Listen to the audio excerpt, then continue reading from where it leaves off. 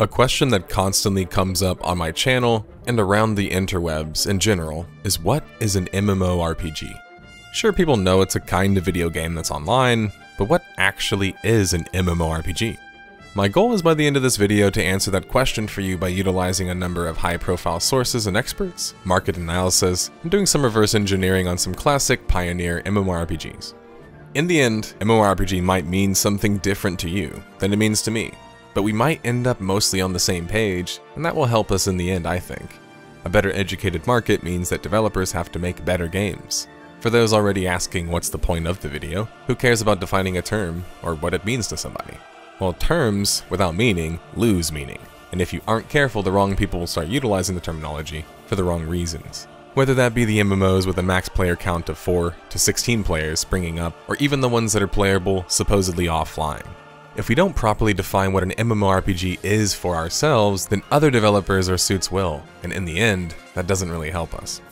If we can keep MMORPG true to what it meant when we first formulated it and beyond, we can make sure we have a future generation of innovative, massive, and giant worlds to experience for many years to come.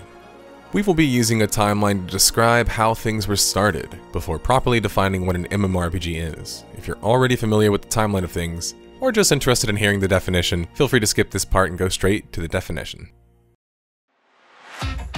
This video is sponsored by Surfshark, a VPN company. What's a VPN? A VPN is a virtual private network. Why do I need it? Well, a virtual private network like Surfshark VPN helps protect your online privacy, control your personal data, access content safely, unlock exclusive benefits, and it has a 30-day money-back guarantee. You can scan the QR code on the screen or click the link in the description to get Surfshark with a mind-blowing 83% discount and get 3 additional months of using it for free. With Surfshark, you can connect to popular websites whenever you're traveling, you can access and unblock streaming platforms, you can change your virtual location, you can get past geo-blocks and government restrictions, or you can use it to control your personal data, protect your identity online, take control of your data, protect your email accounts, and browse privately. With over 3,200 servers in 65 countries, anywhere you go, you're bound to find a server that fits your needs. If you use my link or scan the QR code right here, you can get 3 months for free. It's that easy. Just download the VPN via my link, or scan the QR code and enter my promo code nerdSlayer that you see on screen. Just try it out for yourself, and if you find a better VPN solution for all of your devices with 24/7 support, it has a 30-day money-back guarantee. So there's not that much risk in trying Surfshark out. Thank you to Surfshark for sponsoring this video. Let's start with the base question and go from there. What is an MMORPG? An MMORPG is a persistent, always online massive multiplayer or massive multiplayer online role-playing game that takes place in a virtual world, where the imaginary meets the real world. What is a virtual world? Well, technically, an MMORPG and a MUD, all online worlds, qualify as a virtual world by definition. To add some historical context and more information, here's one of the creators of the genre's thoughts on what a virtual world is. According to pioneer Richard Bartle, a virtual world is: the world has underlying automated rules that enable players to effect changes to it. Players represent individuals in the world. They may wield partial or total influence over an army, crew, or party, but there is only one game entity that represents them in the world, and with which they strongly identify. This is their character. All interaction with the world and other players is channeled through the characters. Interaction with the world takes place in real time. When you do something in the world, you can expect feedback almost immediately. The world is shared. The world is, at least to some degree, persistent. Using these rules as a basis, we can formulate what an MMO is made of. An MMO is made of 3 major parts: persistence, massiveness, and player interactivity. Unlike most other types of games, an MMORPG requires player cooperation at some point or most points of the journey, and it requires to always be played online. But before we define what these 3 major parts mean, let's progress through the timeline and history of an MMORPG and MUD and the similar titles. This will provide better context and education surrounding what games in the space were called before the term's issuance in 1997, and what it currently has shifted to meaning today. The 2 big points of reference we utilize for our timeline in this video is going to be the BioBreak MMO timeline and Raph Koster's online world timeline. The origin of virtual world starts back sometime in the early mid-70s. That's what the online video games of the time were being called. MUD 1 in 1978 would be the most popular virtual world, thus creating the name of the genre by factor of sheer popularity. Virtual worlds, while still very much virtual worlds, had become MUDs, or multi-user dungeons. These mostly text-based online games were cutting edge and offered anything from social-style experiences to classic D&D experiences and more adventure-style games. Habitat in 1985 would really change things up. While graphical MUDs, as they were being dubbed, MUDs capable of 2D and 3D graphics, were already in existence. Habitat, created by Randy Farmer and Chip Morningstar for Lucasfilm, was just the most prominent graphical MUD of the early times. It's said from the industry pioneers like Richard Bartle, who actually helped create MUDs, including MUD 1, and Raph Koster, creator of Ultima Online and Star Wars Galaxies, pioneer MMORPGs that textual MUDs of the 80s were already capable of reaching hundreds of players, and the scale of things was only continuing to increase. 1990 we saw Deku MUD, arguably the most influential MUD ever, which led to the creation and inspiration of RuneScape, Asheron's Call, and EverQuest, where developers on these games were avid players of Deku MUD. So even if you think that MUDs are a relic of the past and no longer relevant, they led to the direct creation of the most popular style of MMORPG, including, naturally, World of Warcraft. In 1991, we see the most popular of the D&D online adaptations in AOL's early Neverwinter Nights Online. This title of the time was dubbed simply an online game or an online role-playing game. But unlike graphical MUDs before, it featured far more graphical involvement than previous major projects, which certainly contributed to its insane popularity. The early and mid-90s we saw development largely slow for the industry. Until 1996 we saw the first major graphical MUD from the East, designed largely by Jake Song and Nexon. Nexus: The Kingdom of the Winds was the first Eastern hit, before Lineage even hit. Also the same year, Brad McQuaid was hired by Sony Interactive to create a graphical commercial MUD. This is good proof to show us that during the mid-90s, graphical MUD was still the dominant term. The battle for genre supremacy and what the proper term was going to be raged on in the 90s, whether it be multiplayer online game, cooperative online RPG, virtual world, synthetic world, MUD, or graphical MUD. But everything would change in 1997 when one of the most influential virtual worlds ever would launch. Ultima Online, Tibia, and Dark Eden would all launch in 1997. Dark Eden was my first online RPG experience, meanwhile Ultima Online would go on to be one of the most influential online games ever, created by Raph Koster and his wife Kristen Koster and Richard Garriott. Richard Garriott, in an effort to combat the unattractiveness of the term MUD, and thus graphical MUD, as most MUDs of the time were turning to graphics, would coin the term MMORPG, Massively Multiplayer Online RPG. This term didn't immediately become the monolith. It would take many years before titles would go on to only be called by MMORPG, though the biggest and highest profile virtual worlds for the next few years would go on to be called by that moniker, including Asheron's Call, EverQuest, Ultima Online, Lineage, RuneScape, Anarchy Online, Star Wars Galaxies, PlanetSide, EVE Online, and even Dark Age of Camelot. 1999 to 2003 we saw the launch of all of these large, innovative pioneer virtual world titles that would be dubbed MMORPGs. Meanwhile, in 2001 we saw the introduction of Phantasy Star Online, dubbed an online RPG or a network RPG, which throws a whole wrench into all of this already. Because while Yuji Naka and his team didn't classify PSO as an MMORPG, and never really did, the world, including the West, would continue to do such. Whereas this kind of game should be a subgenre within the MMORPG genre because it came before, it would unfortunately go on to problematically also be called MMORPG. Meanwhile, PSO in no way, shape, or form even tries to be massive. 2005 will always stand out as one of the most influential years for MMORPGs, graphical MUDs, or virtual worlds. It's the year that World of Warcraft set the world ablaze with one of the most polished and approachable virtual world experiences ever. World of Warcraft might have shrunk the scale and scope of what was possible in an MMORPG, or an online world, but it greatly raised the bar for polish, gameplay, and proper accessibility, greatly increasing the size of the genre in a way like never before. Simply put, World of Warcraft was the Titanic or the Star Wars blockbuster of the gaming industry, and the ramifications of it are still felt today. The following year, 2005, we would see a launch of yet another title to join the likes of PSO. Guild Wars 1 by ArenaNet would launch, dubbing itself a co-RPG for casual MMO players. Guild Wars 1, like PSO, would focus more on network instance play and zone-to-zone adventuring, versus massive play and massive scale. Guild Wars 1, like PSO, would lead to a large shift in the industry towards smaller and more compact theme park experiences.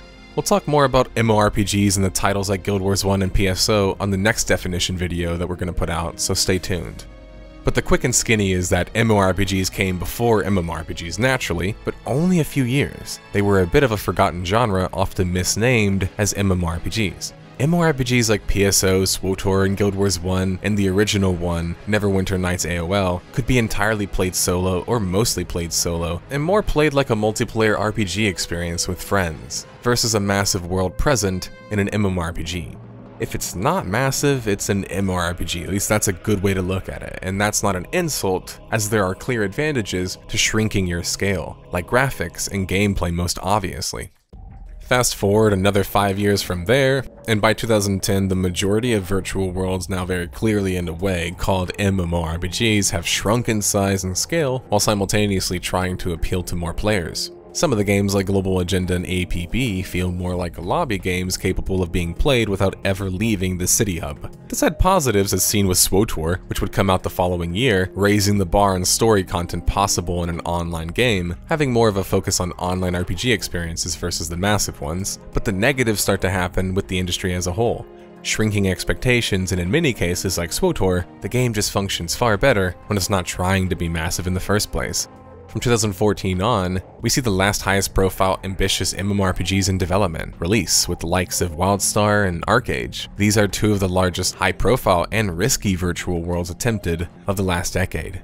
Further muddying the waters on what an MMORPG even is, Korea would release titles like Blade and Soul and Black Desert Online in 2016, two titles that play far more like online RPGs or action RPGs than massive online RPGs. Korea adds to the confusion because they operate in a completely different kind of market, one that values gameplay and graphics over story and experiences. Thus, Korean MMOs, as we call them, lend themselves to being more grindy and flashy, which provides positives and negatives. It looks prettier, but it has a shorter shelf life. More importantly for this video though, it's a greatly shrunken scope for MMORPGs by comparison. Games like Black Desert Online, for example, don't even really have proper open world content or endgame features. Then we have the more modern times in 2021 with titles like Magic Legends being announced as an MMORPG with a max player size of 3 people in a party. By this point, the term MMORPG, sadly, is largely useless, and is primarily used for marketing purposes versus a proper game description.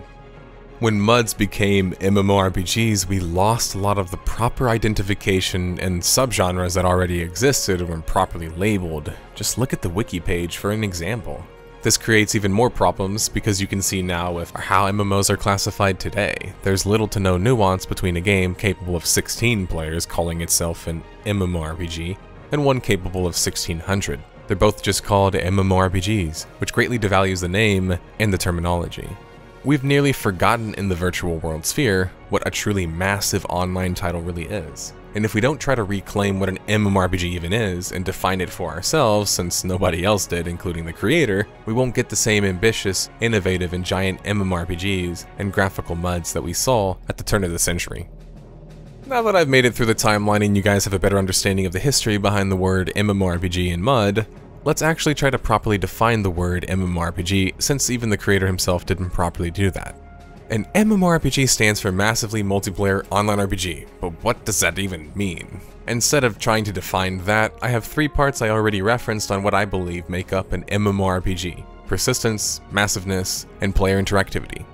Persistence, as said by Richard Bartle, is a key to defining an online world, thus an MMORPG, which took the name of MUDs and graphical MUDs, must also have persistence. Persistence is described as firm or obstinate continuance in a course of action in spite of difficulty or opposition. But in this case, it means that objects like your character, their gear, and places in the world persist even after you log out.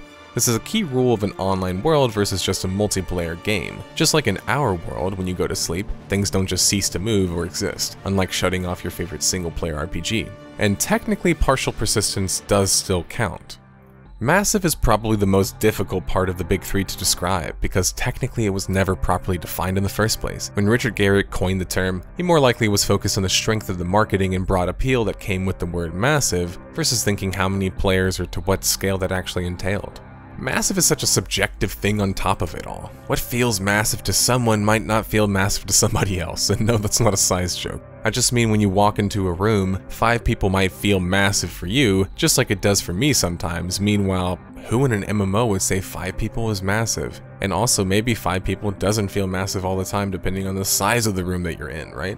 Text-based MUDs were already capable of well over 100 players, and thus graphical MUDs of the 90s were also capable of such. So we have some sort of standard to look at, or general player count, or size to refer to as massive, and it being less than a multiplayer shooter, say for example 128 players, wouldn't really make that much sense.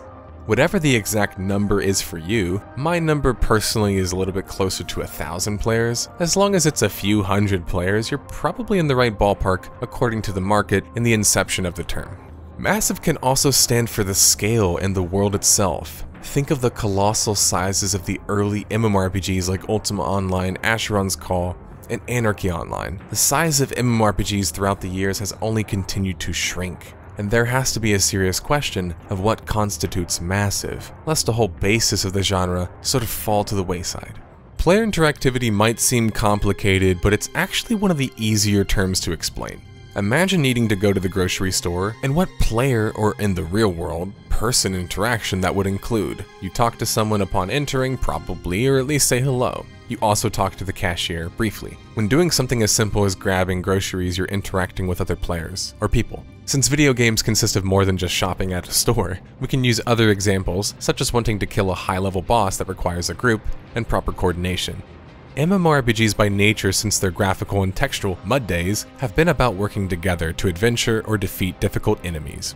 This might seem quite obvious, and it is to a certain extent, but the key difference between an MMORPG and, say, a multiplayer game is that in an MMORPG it's nearly impossible not to interact with other players due to how the world functions. Meanwhile, in a multiplayer game, you could theoretically in many cases just ignore the other players, since it has no consequence on the world.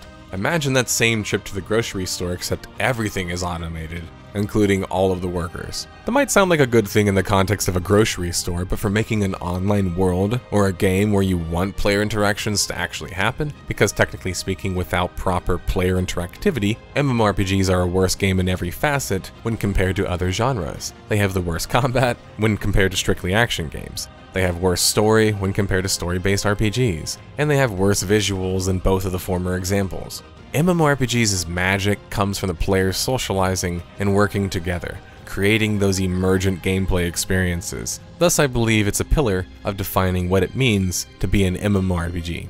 There's other examples you can look at besides my grocery store example, like frankly speaking just an ecosystem, but I thought that was a simpler way to explain it. I want to provide some concrete examples to help people understand why a proper definition for the MMORPG genre is important. Let's look at Star Wars: The Old Republic. Developed by BioWare RPG royalty and published by EA. My perfect example game for this point. SWTOR was sold as a massively multiplayer online RPG. Not only did it upon launch come out that the engine could barely function with more than a few dozen players on screen, leading to them outright removing world PvP zones, BioWare would make change after change meant to decrease how many players could interact with each other and how many players were needed. Inarguably the best part of SWTOR, one of my favorite games, is the class story that's almost entirely played solo. Now, because game terminology and how you define something matters both to public perception and game design, there not being more class story experiences was likely a consequence of that MMORPG label in a nutshell. Had SWTOR been built like PSO or Guild Wars 1, more of a co-RPG or an MMORPG, the small m, or MMORPG, or hell even KOTOR 1 and 2 but online, we would have a much better guided story experience, better gameplay, better graphics, and ultimately, a better game. So sometimes it's helpful to know what to call an MMORPG, just like it's helpful to know what not to call it. For the sake of the game, perception, and how it's developed, because all of that matters and affects the process. I want to really deaden this idea as well that it's an insult to call a game not massive, because it's just not. The proof is in the pudding with a title like SWTOR and many other titles like it, who's only added like one operation, aka raid, in the past years, and made most if not all of the content soloable. Imagine if the game didn't have to work backwards and was just made that way from the get-go. Now you see the strength of properly defining the genre and terminology, both for players and developers. In the end, I hope this video and my definition is helpful in some way, whether with how you define games that you play or future ones that you might. Remember that just because you don't particularly care about terminology or proper usage doesn't mean that there won't be ramifications that you could feel. If developers and publishers and people trying to warp perception, whether positive or negative, are the only ones who can define what it means to be an MMORPG, we won't see the same kind of ambitious worlds we saw populate the genre at the start. And developers will continue to call their 8-people game an MMORPG or their offline game an MMORPG.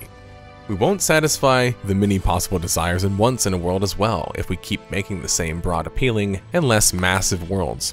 In the next definition editorial, we will cover MMORPG, as well, also known as ORPG, the little brother, or more aptly, cousin of the MMORPG genre. A very prominent and impactful branch of our MMORPG definition that we didn't cover as much, due to being basically a different style of game and approach.